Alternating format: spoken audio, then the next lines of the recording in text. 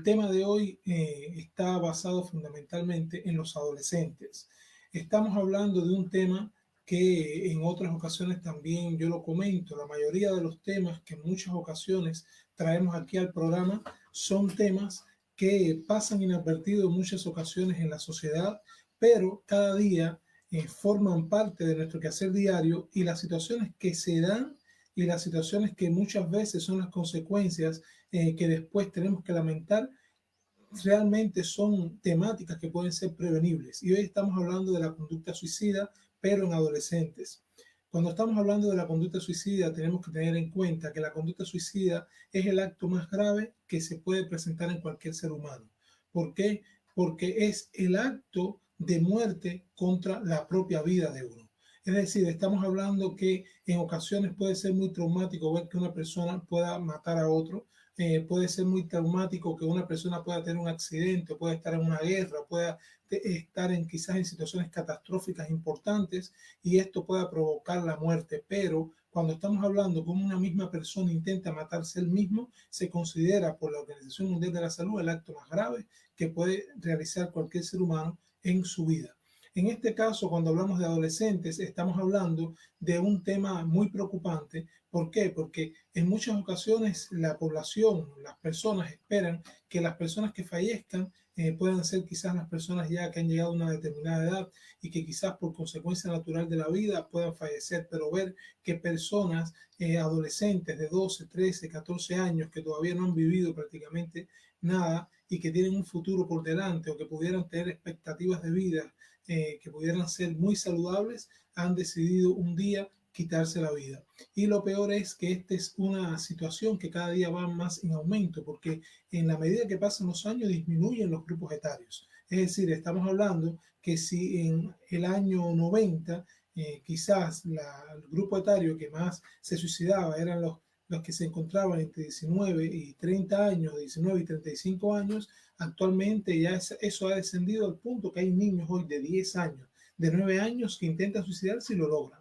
Entonces, es una preocupación para la Organización Mundial de la Salud y para la mayoría de las organizaciones que trabajan en función de la niñez y la adolescencia esta situación.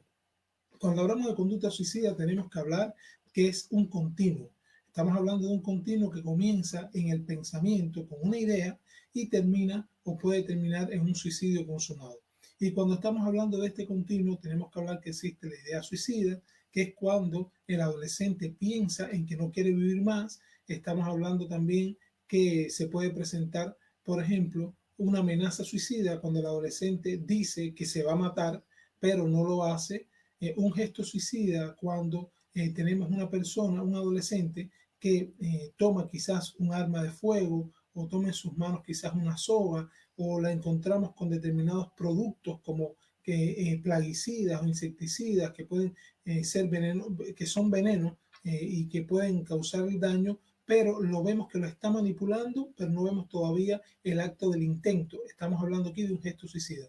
El intento suicida es cuando el paciente, el adolescente en este caso, ya intenta hacerlo con el fin premeditado de suicidarse, pero no lo logra, y el suicidio, que es el acto ya consumado. Doctor, la persona viene hablando, rumora, dice, no voy a hacer esto, voy a hacer esto. ¿Hay que ponerle cuidado o qué? Sí, Fabricio, tomando en cuenta lo que tú estás comentando, una de las problemáticas más graves que tiene la conducta suicida en adolescentes es que generalmente se piensa que la conducta suicida es un tema solamente de salud mental. Sin embargo, en la actualidad se ha demostrado que los enfoques psicosociales y la repercusión psicosocial que tiene la conducta suicida es más importante que el mismo enfoque solamente de salud mental. Cuando hablamos de psicosocial es eso que me estás comentando. Siempre el adolescente deja ver de alguna manera que no quiere vivir o de alguna manera va a intentar hacerlo. Generalmente sucede esto, y esto lo podemos ver porque a veces, bueno, el paciente lo habla, así como tú dices, en ocasiones puede ser que lo escriba, pero en muchas ocasiones también el adolescente comienza a aislarse, comienza a tomar conductas que no son habituales para él. Por ejemplo, si estaba acostumbrado a salir casi todos los fines de semana o a compartir con sus amigos, comienza a dejar de hacerlo. Si antes era un adolescente comunicativo, comienza a dejar de comunicarse adecuadamente, se frustra con facilidad, llega un momento que en muchas ocasiones puede utilizar términos como estoy muy aburrido, qué cansado estoy. Entonces, estos términos son términos que nos pueden dar idea de que el adolescente puede pensar en una conducta suicida.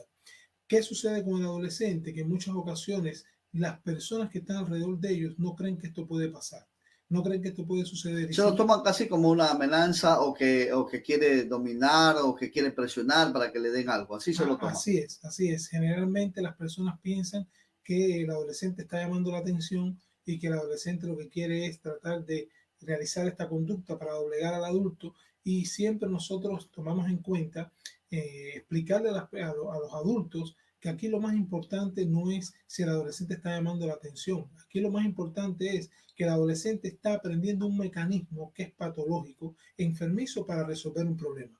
¿Por qué? Porque puede ser que un adolescente intente tomarse unos medicamentos, o se tome un poco de cloro, o quizás un poco de ramonzone, se lo tome después que le hubo una negativa porque no lo dejaron salir, por ejemplo, con los amigos. Pero aquí la problemática grande es que el adolescente tenga que tomarse algo para poder comunicar el malestar que siente, y generalmente es porque no existe una confianza adecuada con los padres, porque la comunicación se ha dañado desde que son pequeños, o porque quizás con todo lo que están inmersos los adultos en sus trabajos, en sus quehaceres, en los proyectos, no se toman el tiempo para poder ver qué es lo que está sucediendo con los adolescentes. Y en otras ocasiones que hemos visto, y lo hemos señalado aquí, cómo desde edades tempranas los adolescentes están recibiendo un cúmulo de informaciones y una manera de relacionarse en medios virtuales que son medios insanos. Y estos medios insanos, ya lo hemos visto también, Fabricio, que en ocasiones existen la tendencia de promocionar la conducta suicida en adolescentes, la conducta suicida en niños.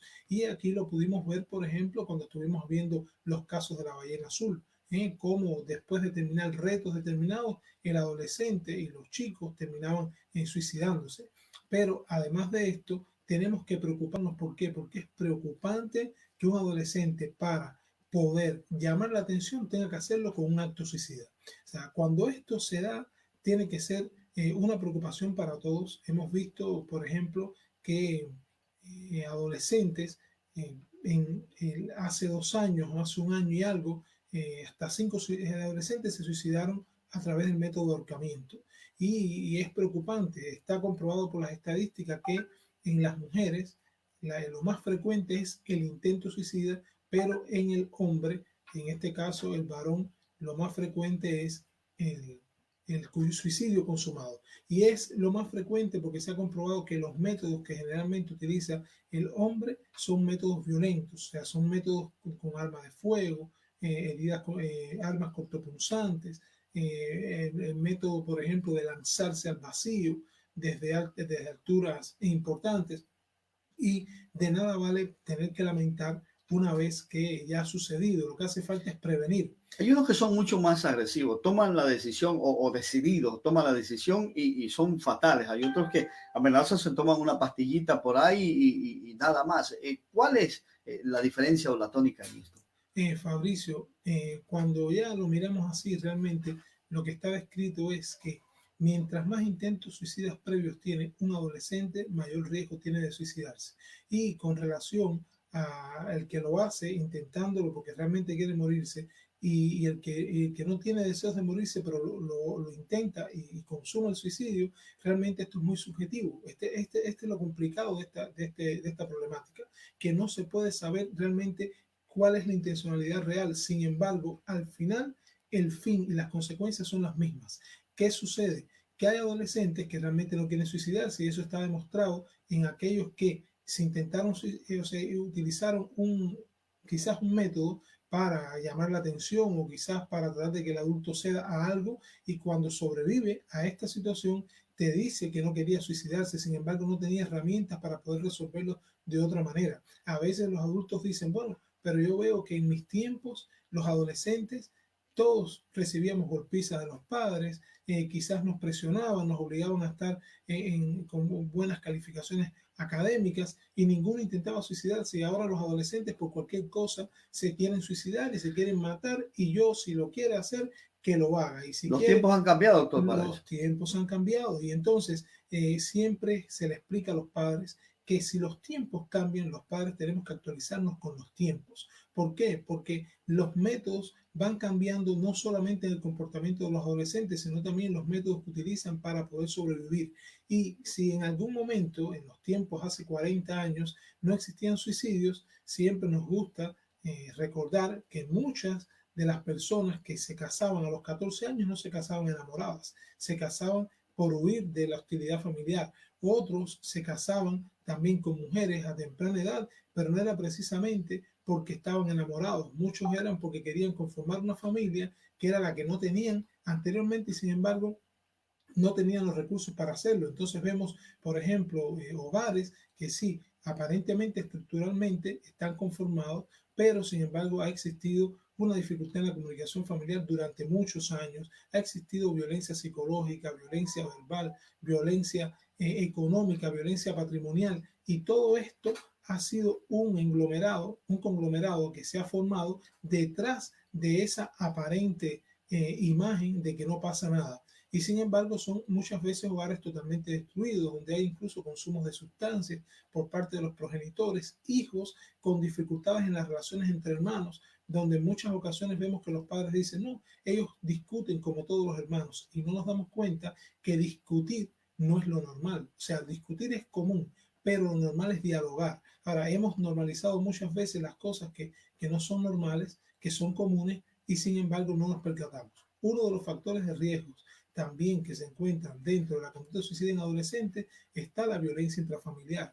No nos damos cuenta a veces, pero cuando los adultos todo el tiempo estamos discutiendo, estamos quizás con diferencias de criterio delante de los adolescentes o a espaldas de los adolescentes, pero que se maneja un estado de tensión familiar importante que es percibido por todos ellos y generalmente no comienza en la adolescencia, comienza desde que son niños y se acostumbran a vivir en estos medios, son factores de riesgo para desarrollar una conducta suicida. Doctor, esto tiene un tratamiento, aparte de que el padre de familia debe ponerle mucha atención, pero tiene un tratamiento. Sí tiene un tratamiento, Fabricio.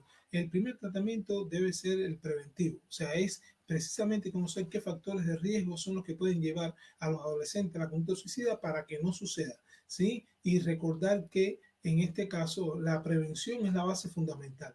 Una vez que ya el paciente ha intentado suicidarse, si queda vivo tiene que existir una continuidad de la atención donde hay que hacer una intervención no solamente con el adolescente, sino también con la familia, con las instituciones educativas. Tenemos que buscar qué recursos protectores pueden existir que puedan favorecer a que este adolescente no vuelva a repetir el intento y por supuesto para esto tenemos que auxiliarnos y valernos de los profesionales especializados en la salud mental como son los profesionales de psicología, de trabajo social, de psiquiatría, también de medicina. Eso quiero decir, ¿necesita medicación? Bueno, en muchas ocasiones sí necesita medicación, porque en la mayoría de las ocasiones cuando vemos adolescentes con altos niveles de impulsividad, con depresiones importantes, con altos niveles de ansiedad, con trastornos obsesivos, compulsivos, no diagnosticados y cuando estamos viendo esto, entonces muchas veces tenemos que auxiliarnos de los tratamientos farmacológicos para que, combinado con el tratamiento psicoterapéutico y psicosocial,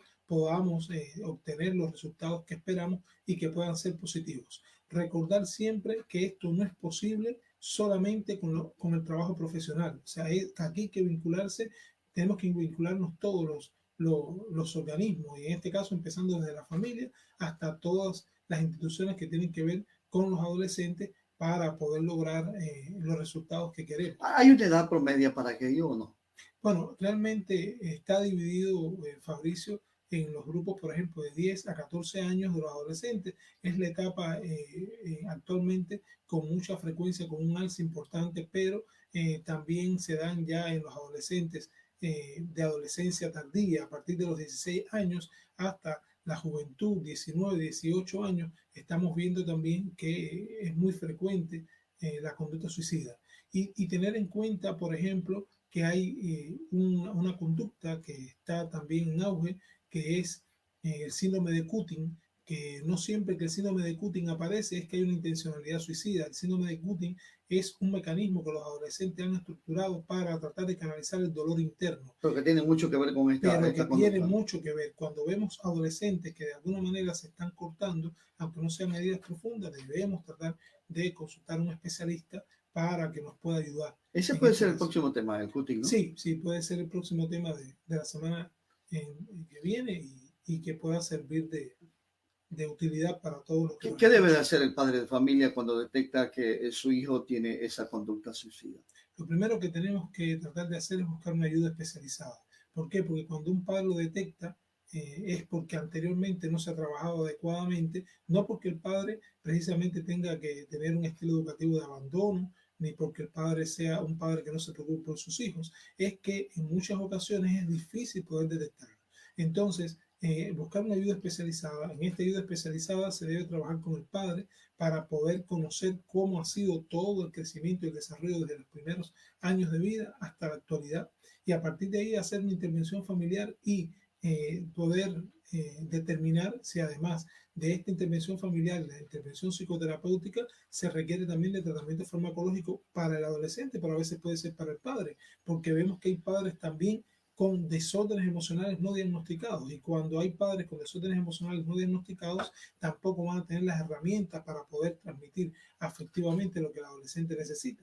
Entonces muchas veces tienes que tratar no solo al adolescente, sino también a la familia. Salud Y, mental es mucho más, doctor. y tener en cuenta eso, que salud mental siempre es mucho más que solamente medicación o tratamiento farmacológico, y mucho más que psicoterapia o tratamiento psicológico. Tenemos que tener en cuenta que ver al individuo integral es lo que nos da el éxito. Nos pueden encontrar en Las Palmas, en la calle Nelson Ortiz, entre Barbizotti y Avenida del Pacífico, aquí en Esmeraldas, y contactarnos a los números 0994 20 87 57 o 0985 5407 64 en el Centro de Salud Mental Shalom. Ahí estaremos gustosos de poder atenderles y brindarle una atención integral. Muchas gracias. Este ha sido el doctor Abel Pérez, médico psiquiatra. Le agradecemos, doctor, por su tiempo, ¿no? Y Gracias a la paciencia. ustedes.